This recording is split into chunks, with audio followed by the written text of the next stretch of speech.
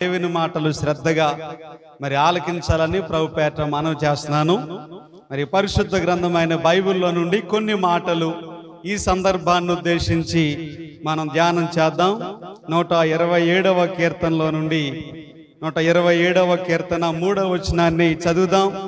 కుమారులు యెహోవా అనుగ్రహించు స్వాస్థ్యము, గర్భఫలము ఆయన ఇచ్చు బహుమానమే. చిన్న ప్రార్థన చేసుకుందామండి. దయచేసి అందరు ప్రార్థనలో ఏకీభవించండి. మహాపరిశుద్ధుడు అయిన మా తండ్రి, మహోన్నతుడా, మహాగణుడా, మీ ఘనమైన, శ్రేష్టమైన, ఉన్నతమైన, పరిశుద్ధమైన నామమును బట్టి మీకు స్తుతులు నాయన. ప్రభు, మరి ఈ ఉయ్యాల్లో వేసేటటువంటి కార్యక్రమములో, ఈ స్తుతి కూడికలో ప్రభు ఇంతవరకు మీరున్నారు, మీరు నడిపించారు ప్రభు. మరి బ్రదర్ రాజు కీర్తన వారిని ప్రేమించి మీరు ఇచ్చినటువంటి పాపను బట్టి మీకు ఎంతో వందనాలు. గర్భఫలమును మీరు దీవించండి, ఆశీర్వదించండి. ఇదిగో ప్రభు, ఇంతవరకు మీరు మహిమ పొందారు. కొద్ది నిమిషాలు మేము వాక్యం ధ్యానిస్తూ ఉంటుండగా పరిశుద్ధాత్మ దేవుడా మీరు మాతో ఉండండి, మా మధ్యలో ఉండండి. మా అందరికీ కావలసిన మాటలు ప్రభు మీరు మాకు వినిపించమని ఈ సమయాన్ని మీ చేతులకు సమర్పించుకుంటూ యేసు అతి పరిశుద్ధమైన నామంలో ప్రార్థిస్తున్నాం తండ్రి, ఆమేన్. హల్లెలూయా. లోకాసు సువార్త 1వ అధ్యాయంలో ఉన్న ఒక మాట ఏంటంటే, బాప్తిస్మమిచ్చి యోహాను పుట్టినప్పుడు ఆ సందర్భాన్ని ఉద్దేశించి బైబిల్లో ఉన్న మాట ఏంటంటే, అతడు పుట్టినందున అనేకులు సంతోషించెదరు అనే మాట ఉన్నది. అంటే బాప్తిస్మమిచ్చి యోహాను అనే ఒక శిశువు పుట్టడం ద్వారాగా అనేకులు, చాలా మంది సంతోషిస్తారు అని లేఖనములో ఉన్నది. అలాగే మరి ఈరోజు కూడా ఈ పాప పుట్టిన సందర్భాన్ని బట్టి మనందరం కూడా సంతోషిస్తూ ఉన్నాం. కుటుంబ సభ్యులు కానివ్వండి, ఆ పాప యొక్క తల్లిదండ్రులు, లేకపోతే ఆ తాతయ్య గారు, అమ్మమ్మ గారు, నానమ్మ గారు, ఇంకా మరి ఆ కుటుంబ సభ్యులు, స్నేహితులు, బంధుమిత్రులు, సంఘము, మనందరము కూడా ఆ పాపను బట్టి దేవుణ్ణి స్తుతిస్తూ మహిమపరుస్తూ సంతోషిస్తూ ఉన్నాం. హల్లెలూయా. ఈ సంతోషాన్ని కలుగ చేసినటువంటి ఆ దేవుణ్ణి మనం స్తుతించాలి. బైబిల్లో ఉన్న మాట మనం చదివాం కదండి. కుమారులు యెహోవా అనుగ్రహించే స్వాస్థ్యము, గర్భఫలము ఆయన ఇచ్చే బహుమానము. గమనించండి, ఈ లోకములో మనుషులు మనం కష్టపడి ప్రయాసపడి ఏమండి ఒక 10 ఎకరాల పొలం అయితే కొనుక్కోవచ్చు మన కష్టంతో, లేదా ఓ 10 కాసులు బంగారం కొనుక్కోవచ్చు, లేదా ఒక 10 అంతస్తులు బిల్డింగ్ కట్టవచ్చు, లేకపోతే ఓ 10 కార్లు కొనుక్కోవచ్చు. ఈ భూ సంబంధమైన వాటిని ఏవైనా మనం చేసుకోవచ్చు. కానీ గర్భఫలం విషయానికి వచ్చేటప్పటికీ, సంతాన విషయానికి వచ్చేటప్పటికీ అది కేవలం దేవుని వల్ల మాత్రమే కలిగేది. మనుషులు ప్రయాసపడటం వల్ల, మనుషులు ఏదో శ్రమ పడటం వల్ల, మనుషులు ఆశించటం వల్ల కలిగేది కాదు ఆ సంతానం అనేది. సంతానము అంటే దేవుని బహుమానము, సంతానం అంటే దేవుడిచ్చే వరము. మన బైబిల్లో కొన్ని ఉదాహరణలు మీకు జ్ఞాపకం చేస్తే, ఈ భూమి మీద పుట్టిన మొట్టమొదటి కుమారుడు ఎవరు? కయ్యను కదండి. ఆదాము హవ్వలకు మొట్టమొదటగా పుట్టినటువంటి శిశువు, మొదటగా పుట్టిన బిడ్డ, అతని పేరేంటి? కయ్యను. కయ్యను పుట్టినప్పుడు హవ్వ అతని తల్లి ఏమందంటే, నేను యెహోవా దయ వలన ఒక మనుష్యుని సంపాదించుకున్నా. చెప్పండమ్మ, ఎవరి దయ? యెహోవా దయ వలన ఒక మనుష్యుని నేను సంపాదించుకున్నా. అంటే సంతానం అనేది యెహోవా దయ వలన కలిగింది. అదే అధ్యాయంలో చివరి వచనాలకు వస్తే మరలా హవ్వ ఏమందంటే, మరలా దేవుడు గర్భఫలం ఇచ్చాడు, మరలా సంతానం ఇస్తే అప్పుడు మరలా ఏమందంటే, దేవుడు నాకు మరి ఒక సంతానమును నియమించాడు, దేవుడు నాకు మరి ఒక కుమారుణ్ణి ఇచ్చాడు అని ఆ మహిమ, ఆ ఘనత, ఆ సంతానాన్ని ఇచ్చినందుకు దేవునికి ఆరోపించింది. కాబట్టి సంతానాన్ని ఇచ్చేది దేవుడండి. వారు ఆడపిల్లలైనా మగపిల్లలైనా కూడా. చాలామందిలో ఉన్న అపోహ ఏంటంటే, మనం చదువుకున్న 127వ కీర్తనలో ఉంది కదండి, కుమారులు యెహోవా అనుగ్రహించే స్వాస్థ్యము, గర్భఫలము అంటే ఆడపిల్లలు దేవుడిచ్చే బహుమానము. అక్కడ మీరు ఇంగ్లీష్ బైబిల్లో చదవండి, అక్కడ ఏముందంటే, children are the heritage from the lord అన్నాడు. చిల్డ్రన్ అంటే పిల్లలు, కుమారులు అనే దానికంటే పిల్లలు అనేవారు వాళ్ళు ఆడపిల్లలైనా మగపిల్లలైనా దేవుడండి ఇచ్చేది ఒక బహుమానముగా, ఒక వరముగా ప్రభు మనకిస్తున్నాడు. ఏమండి? అందుకే యాకోబు పత్రిక 1వ అధ్యాయంలో ఏమంటాడంటే, శ్రేష్టమైన ప్రతి ఈవియు, సంపూర్ణమైన ప్రతి వరమును పరసంబంధమైనదై జ్యోతిర్మయుడగు తండ్రి యొద్ద నుండి వచ్చును. శ్రేష్టమైనటువంటి ప్రతి ఈవి లేదా సంపూర్ణమైన ప్రతి వరము, ప్రతి బహుమానము ఎక్కడి నుంచి రావాలమ్మా? పైనుండి రావాలి, తండ్రి దగ్గర నుంచి రావాలి. కాబట్టి సంతానం అనేది దేవుడిచ్చేటటువంటి ఒక బహుమానము, దేవుడిచ్చేటటువంటి ఒక వరము. మనకు తెలుసు, అబ్రహాము, శారా వాళ్ళకి చాలా కాలంగా పిల్లలు లేరు. అయితే యెహోవా దర్శించినప్పుడు ఆదికాండం 21:1 ఏమంటాడంటే, యెహోవా తాను సెలవిచ్చిన మాట ప్రకారము శారాను దర్శించెను అని ఉన్నది. తను అంతకు ముందే మాట ఇచ్చాడు, నీకు వచ్చే సంవత్సరానికల్లా నీ కౌగిట కుమారుడు ఉంటాడు అని దేవుడు మాట ఇచ్చాడు.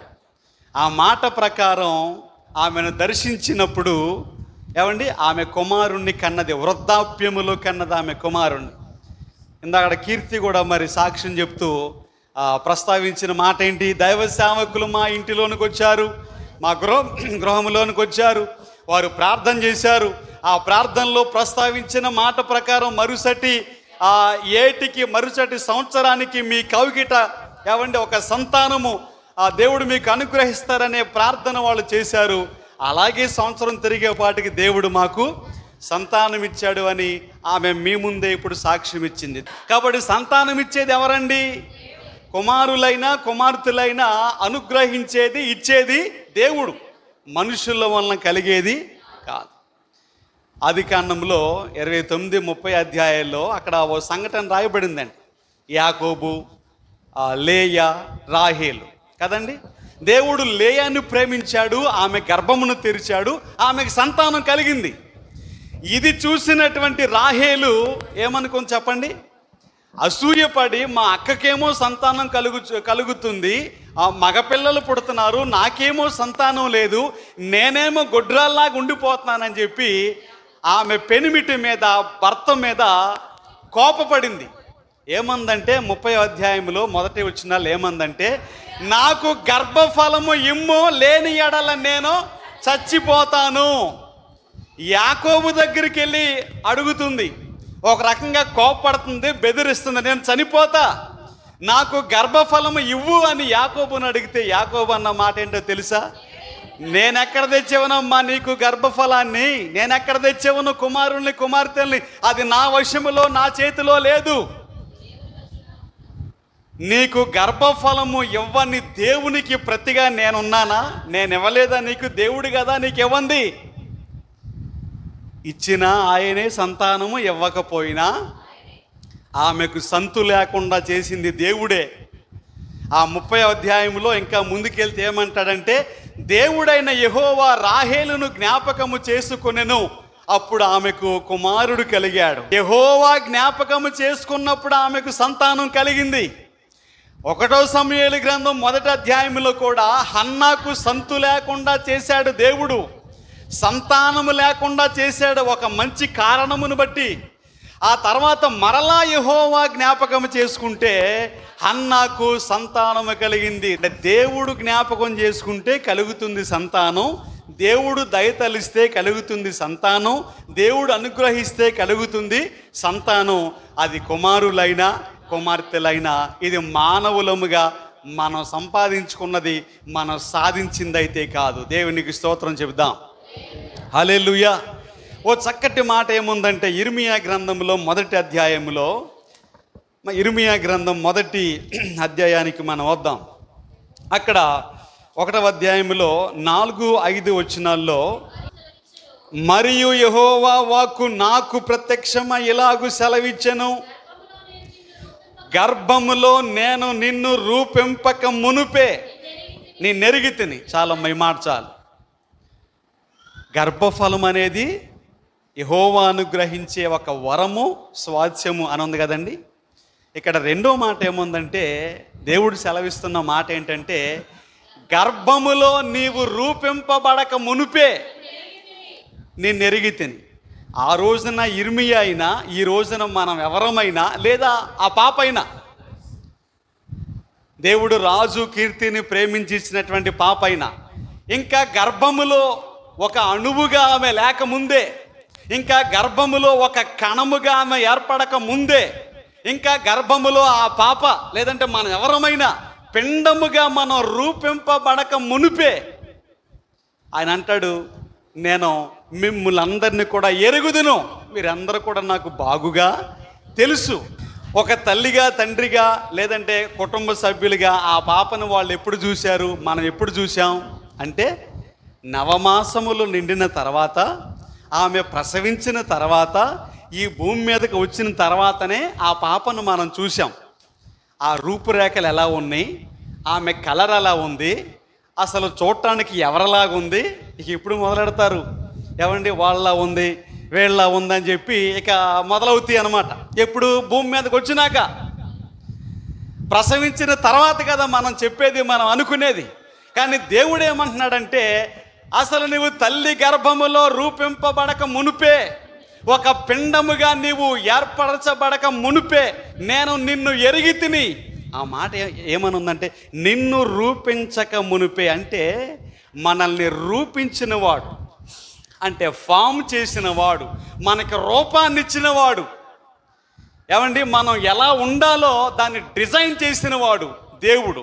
మన అంతరింద్రియములు, మన అవయవములు, మన మన మన రూపము ఎలా ఉండాలో ఏర్పాటు చేసిన వాడు దేవుడండి. అందుకే దావీదు గారు ఏమంటాడంటే, నా తల్లి గర్భములో నన్ను నిర్మించిన వాడవు నీవే, నా అంతరింద్రియములను నీవే కలగజేశావు, నా తల్లి గర్భములో నీవు నన్ను రూపించిన విధానము చూడగా నాకు భయమును ఆశ్చర్యమును కలుగుచున్నవి. రూపించిన వాడు దేవుడు. భూమి యొక్క అగాధ స్థలములలో రహస్యముగా నిర్మించాడట ఆయన. అంటే తల్లి గర్భములో ఏమండి ఆ పాపకి ఒక రూపాన్ని ఏర్పాటు చేసినటువంటి వాడు దేవుడు. అందుకే ఇక్కడ అన్న మాట ఏంటంటే, తల్లి గర్భములో నువ్వు అసలు రూపింపబడక మునిపే నేను నిన్ను ఎరుగుతాను. ఆ పాప గురించి దేవునికి స్పష్టముగా తెలుసు. ఆ పాప భవిష్యత్ అంతా దేవునికి తెలుసు. అందుకే అంటాడు, నియమింపబడిన దినములలో ఒకటైనా కాక మునుపే నా దినములన్నీ నీ గ్రంథములో లిఖితములాయను. అంటే ఆ పాప యొక్క రోజులన్నీ కూడా, సంవత్సరములన్నీ కూడా దేవుని యొక్క గ్రంథములో లిఖించబడి ఉన్నవి. దైవ గ్రంథములో ఆయన లిఖించాడు, రాశాడు. ఆ పాపను గురించి దేవునికి ముందే తెలుసు. మన అందరి గురించి కూడా దేవునికి ముందుగానే తెలుసు. కాబట్టి ఆయన మనల్ని రూపించాడు, మనల్ని నిర్మించాడు. యెషయా గ్రంథంలో అంటాడు 44వ అధ్యాయంలో 2వ వచనములో అన్న మాట ఏంటంటే, నిన్ను సృష్టించి గర్భములో నిన్ను నిర్మించి నీకు సహాయము చేయువాడైన యెహోవా ఎలాగూ సెలవిచ్చుచున్నాడు. ఇక్కడ అన్న మాట, నిన్ను సృష్టించాడు, గర్భములో నిన్ను నిర్మించాడు, నీకు సహాయము చేసేవాడు కూడా ఆయనే. ఏమండి ఒక రూపురేఖల్ని ఏర్పాటు చేశాడు ఆయన ఆ పాపకి. తల్లి గర్భములో ఉండగానే ఆయన నిర్మించాడు. అంతరింద్రియములు, అంతరంగము, అవయవ భాగములు అన్నిటిని కూడా ఆయన ఏర్పాటు చేశాడు. ఆ పాపకైనా లేదా మన అందరికైనా ఆయనే ఏర్పాటు చేశాడు. కీర్తనకారుడు అయినటువంటి దావీదు మరో మాట ఏమంటాడు, 22వ కీర్తనలో జాగ్రత్తగా ఈ మాటను గమనిస్తే 22:9 ఉన్న మాట, గర్భము నుండి నన్ను తీసిన వాడవు నీవే, నేను నా తల్లి యొద్ద స్తన్యపానము చేయుచుండగా నీవే గదా నాకు నమ్మిక పుట్టించితివి. దావీదు గారు పలికిన మాట ఏంటంటే, గర్భము నుండి నన్ను తీసిన వాడవు, అంటే తల్లి గర్భములో నుంచి బయటికి తీసిన వాడవు నీవే. ఇదివరకు నిర్గమాకాండంలో 1వ అధ్యాయంలో హెబ్రీ స్త్రీలకు మంత్రసానులు అనేవాళ్ళు ఉండేవారట. అంటే వాళ్ళు ఆ మంత్రసానికి సంబంధించిన పని, ఆ ప్రసవానికి సంబంధించిన పని వాళ్ళు చేసేవాళ్ళు. వాళ్ళిద్దరి పేర్లు కూడా ఉన్నాయి అక్కడ. ఏమండి, వాళ్ళిద్దరికి ఫరో రాజు కొన్ని ఆజ్ఞలు కొన్ని సూచనలు చెప్పాడు అనుకోండి, అది మన సందర్భం కాదు. కానీ విషయం ఏంటంటే, గర్భములో నుంచి ఆ రోజుల్లో తీసేవారు లేదా ప్రసవానికి సహాయపడేవారిని మంత్రసానులు అని పిలిచారు. ఇప్పుడు ఈ రోజుల్లో సహాయపడేవారు ఎవరు? హాస్పిటల్లో డాక్టర్లు, లేకపోతే నర్సులు, వీళ్ళు ఉన్నారు కదండి, అటెండర్సు, వీళ్ళు ఆ పని చేసేవాళ్ళు ఉన్నారు కదండి. కానీ దావీద్ గారు ఏమంటాడంటే, నన్ను తల్లి గర్భము నుంచి బయటకు తీసింది మంత్రసానులు అని చెప్పలేదు, నన్ను తల్లి గర్భము నుండి బయటకు తీసింది వైద్యులనో నర్సులనో లేకపోతే మరొకరనో చెప్పలే. నన్ను గర్భము నుంచి, తల్లి గర్భము నుండి నన్ను తీసిన వాడవు నీవే. దేవునికి స్తోత్రం చెబుదాం. అంటే క్రమంగా ఏం చెప్తున్నాడో చూసారండి. తల్లి గర్భములో నిన్ను రూపించింది ఆయనే, నీకు రూపురేఖలు ఏర్పాటు చేసింది ఆయనే, ఇంకా నువ్వు ఒక అణువుగా కణముగా లేక ముందే ఆయన నిన్ను ఎరిగి ఉన్నాడు. అదే విధముగా నవమాసములు నిండుచూ ఉండగా నీ శరీరానికి ఒక ఆకృతిని, ఒక రూపమును ఏర్పాటు చేసింది ఆయనే. ఆ తల్లి గర్భములో నుండి నిన్ను బయటికి తీసుకువచ్చిన వాడు కూడా ఆయనే. దేవుని నామానికి స్తోత్రం చెప్దామా? హల్లెలూయా. కాబట్టి ఇదంతా కూడా దేవుడు చేసే కార్యం అండి. తల్లి గర్భము నుండి నన్ను బయటికి తీసిన వాడవు నీవే. హల్లెలూయా. మనం గమనించవలసిన విషయం ఏంటంటే, దేవునికి మనందరి పట్ల, ప్రతి ఒక్కరి పట్ల, ఆ చిన్న పాప పట్ల కూడా ఒక ప్రత్యేకమైన ఉద్దేశము, దేవుని ప్రణాళిక ఒకటి ఉందని మనం జ్ఞాపకం ఉంచుకోవాలి. హల్లెలూయా. ఒక వ్యక్తిని దేవుడు ఈ లోకములోనికి తీసుకుని వచ్చాడు అంటే దేవునికి ఏదో ఒక స్పష్టమైన ఉద్దేశము ఉన్నది. అందుకనే దేవుడు ఈ లోకములోనికి తీసుకుని వచ్చాడు.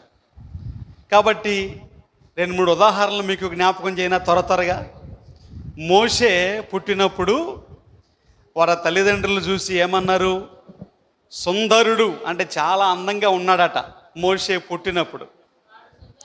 అదే మాటని అపోస్తుల కార్యాల్లో ఏమన్నాడంటే, వాడు దివ్య సుందరుడై ఉండుట చూచి అనుంది. హల్లెలూయా. అంటే ఎక్సీడింగ్ ఫెయిర్ అన్నాడు, అంటే చాలా దివ్యమైనటువంటి సుందరుడు అని వాళ్ళు చూశారు. గమనించండి ఆ తల్లిదండ్రులకి అర్థమైన విషయం ఏంటనుకుంటున్నారు? ఆ బాబును చూడగానే, మోషేను చూడగానే వాళ్ళకి అర్థమైంది ఏంటంటే, వీడు దివ్యమైనటువంటి సుందరముగా అందముగా ఉన్నాడు. వాళ్ళకి అర్థమైన మరో విషయం ఏంటంటే, దేవునికి ఈ శిశువు పట్ల, బిడ్డ పట్ల ఏదో ఒక ఉద్దేశం ఉన్నది.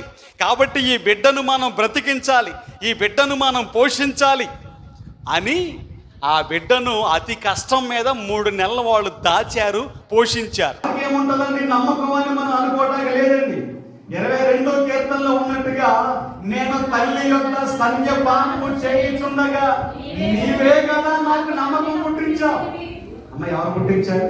దగ్గర ఇంకా స్తన్యపానము చేస్తూ ఉండగానే, తల్లి దగ్గర పాలు తాగుతూ ఉండగానే, ఈ వయసులోనే, ఇంత చిన్న వయసులోనే నీవే కదా నాకు నమ్మకం పుట్టించావు. ఏమండి, ఇప్పుడు నేర్పించేటటువంటి వానమాలు అంటాం కదా, ఇప్పుడు నేర్పించే చిన్న చిన్న మాటలు, చిన్న చిన్న విషయాలే హృదయంలో నాటుకుపోయి పెద్దగా అయినప్పుడు దాని నుండి తొలగిపో. మోషే ఎందుకు అనుకుంటున్నారు? ఐగుప్తుని విడిచిపెట్టేసింది, రాజభవనాన్ని విడిచిపెట్టేసింది, ఆ రాజరేఖాన్ని, సింహాసనాన్ని విడిచిపెట్టేసింది. కారణం ఏంటనుకుంటున్నారు? వాళ్ళ అమ్మ, వాళ్ళ తల్లి ఆయనకి పాలించేటప్పుడు నేర్పిన మాటలు ఏంటంటే, అయ్యా మనం ఉన్నది పొరుగు దేశంలో, మనం ఉన్నది పొరుగు ప్రజల మధ్య, మన ప్రజలు వేరు, హెబ్రీలు, ఇశ్రాయేలీయులు, మన దేవుడు వేరు. నీవు పెద్దగా అయిన తర్వాత ఈ దేశంలో ఉంటానికి వీల్లేదు బాబు. మన దేవుడు జీవము గలవాడు, సజీవుడు, ఆయన సేవించాలి. మన బిడ్డలందరినీ కూడా, మన ప్రజలందరినీ కూడా బయటికి తీసుకెళ్ళాలి, నీకు పనుందరా అని ఆయన చిన్న వయసులోనే నేర్పించిందాము. అది నాటికిపోయింది మనసులో. ఇక పెద్దవాడైన తర్వాత ఆ ఫరోను కానీ, ఆ రాజ్యాన్ని కానీ, ఆ సింహాసనాన్ని కానీ, ఐశ్వర్యాన్ని కానీ దేన్ని చూడాలి. నా ప్రజల్ని ఎలా విడిపించాలి, నా ప్రజల్ని ఎలా బయటికి తీసుకుని వెళ్ళాలి అనే ఒక మిషన్తో, ఒక పనితో ఆయన పని చేశాడు. దేవుని కృప వలన తన ప్రజలందరినీ కూడా విడిపించాడు. ఐగుప్తు నుండి పాలు తేనెలు ప్రవహించే దేశానికి తీసుకుని వెళ్ళాడు. కాబట్టి ఇప్పుడు నేర్పించే మాటలే బలంగా నాటుకుపోతాయి బిడ్డల హృదయాల్లో, పిల్లల జీవితాల్లో. కాబట్టి మనం ఓనమాలు నేర్పేటప్పుడే, చిన్న చిన్న మాటలు నేర్పేటప్పుడే, అమ్మ లేకపోతే అయ్యా నీ పట్ల దేవునికి ఒక ఉద్దేశం ఉంది, ఓ ప్రణాళిక ఉంది, అందుకే ప్రభు నిన్ను ఈ లోకానికి తీసుకుని వచ్చాడు, నువ్వు ప్రభు కోసం నిలబడాలి, నువ్వు ప్రభు కోసం జీవించాలని చెప్పి దైవ సంబంధమైన మాటలు వాళ్ళకి చెప్పాలి. బాలుడు నడవలసిన త్రోవను వానికి నేర్పిస్తే వాడు పెద్దవాడైనప్పుడు దాని నుండి తొలగిపోడు. కాబట్టి మొక్కగా ఉన్నప్పుడు, లేత మొక్కగా ఉన్నప్పుడు మనం వంచలేకపోతే, వాళ్ళకి చెప్పలేకపోతే, వాడు పెద్దవాడైన తర్వాత మన మాట వినే పరిస్థితులు ఏవి కూడా ఉండవు. కాబట్టి దేవునికి ఒక ప్రణాళిక ఉన్నది ఆ పాప పట్ల. అందుచేతనే ఆయన ఈ లోకములోనికి తీసుకుని వచ్చాడు. కాబట్టి ఆ ప్రణాళిక ప్రకారం తల్లిదండ్రులు కాబట్టి ఆ పాపను సిద్ధపాటు చేయాలి, లేదా మరి ఎవరినైనా పిల్లల్ని సిద్ధపాటు చేయాలి. ఒక మాట ఏముందంటే, యవ్వన కాలం మందు పుట్టిన కుమారులు బలవంతుని చేతిలో బాణము వంటివారు కదండి. యవ్వన కాలం మందు పుట్టిన కుమారులు లేకపోతే కుమార్తెలు వారిని బాణముతో పోల్చారు కదండి. బాణముతో పోల్చారు అంటే దేవుడు మరి బ్రదర్ రాజుకు కానీ కీర్తికి కానీ వారి కుటుంబానికి ఒక బాణాన్ని ఇచ్చాడు. ఏమి ఇచ్చాడమ్మా? ఒక బాణం ఇచ్చాడు. బాణం అనే దాన్ని సరిగ్గా విలువలో పెట్టి సరి అయిన దిశలో వదిలితేనే అది గమ్యాన్ని చేరుకుంటుంది. అంతేనండి.